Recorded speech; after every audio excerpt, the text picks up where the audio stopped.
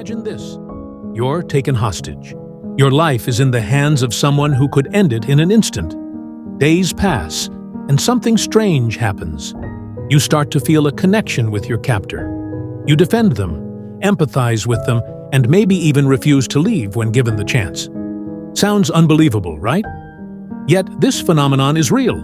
It's called Stockholm Syndrome. And today, we're diving into the psychology behind why victims sometimes bond with their abusers and what it reveals about the human mind's incredible capacity for survival. Stockholm Syndrome is a psychological response where a hostage or abuse victim develops positive feelings, empathy, or even loyalty toward their captor or abuser.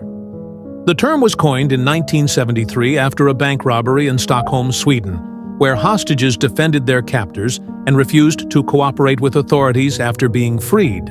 But this isn't just about bank robberies. It shows up in abusive relationships, cults, and even in situations of human trafficking. It's a survival mechanism, a way for the mind to cope with extreme trauma. Psychological research has uncovered some fascinating reasons why Stockholm Syndrome occurs. Let's break it down. Survival instinct. At its core, Stockholm Syndrome is about survival. When faced with a life-threatening situation, the brain seeks ways to stay alive. Bonding with the captor can be a strategy to reduce harm. Psychologist Dr. D. Graham explains that victims may unconsciously adopt the perspective of their abuser to predict and avoid danger. Perceived kindness. In high-stress situations, even small acts of kindness from the abuser, like giving food or water, can feel monumental. The victim may magnify these gestures, creating a distorted sense of gratitude or attachment. Isolation and dependency.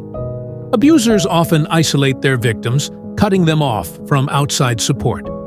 This creates a psychological dependency. The victim's world shrinks to just the abuser, making them the sole source of comfort and safety. Cognitive dissonance. The mind struggles to reconcile the fear and trauma with the need to survive. To reduce this mental conflict, the victim may reframe the situation, convincing themselves that the abuser isn't all bad. Stockholm Syndrome isn't just a theoretical concept. It's been observed in countless real-life situations. Patty Hearst. In 1974, the heiress was kidnapped by a radical group. Over time, she joined their cause, even participating in a bank robbery. Her case became a textbook example of how prolonged captivity can alter perception and behavior. Elizabeth Smart. Abducted at 14, Smart spent 9 months in captivity. She later revealed that she had opportunities to escape, but didn't take them, partly due to the psychological control her captors had over her. Research also shows that Stockholm Syndrome is more likely to occur in situations where the victim perceives no way out. A study in the Journal of Trauma and Dissociation found that victims who feel powerless are more prone to developing emotional bonds with their abusers as a coping mechanism. Stockholm Syndrome reveals something profound about the human mind. It's incredibly adaptable. In the face of danger, our brains will do whatever it takes to survive, even if it means forming bonds with those who harm us. But it also highlights the importance of empathy. Victims of Stockholm Syndrome are often misunderstood. They're not weak or complicit. They're survivors, using whatever tools their minds can find to endure unimaginable circumstances.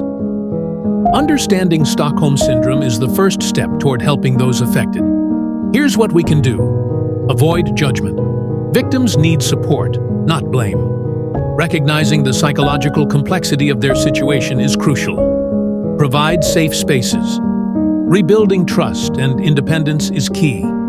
Therapy and support groups can help victims reclaim their sense of self. Raise awareness. The more we know about Stockholm Syndrome, the better equipped we are to identify and address it. Stockholm Syndrome is a testament to the resilience of the human spirit. It shows us that even in the darkest moments, the mind finds ways to cope, adapt, and survive.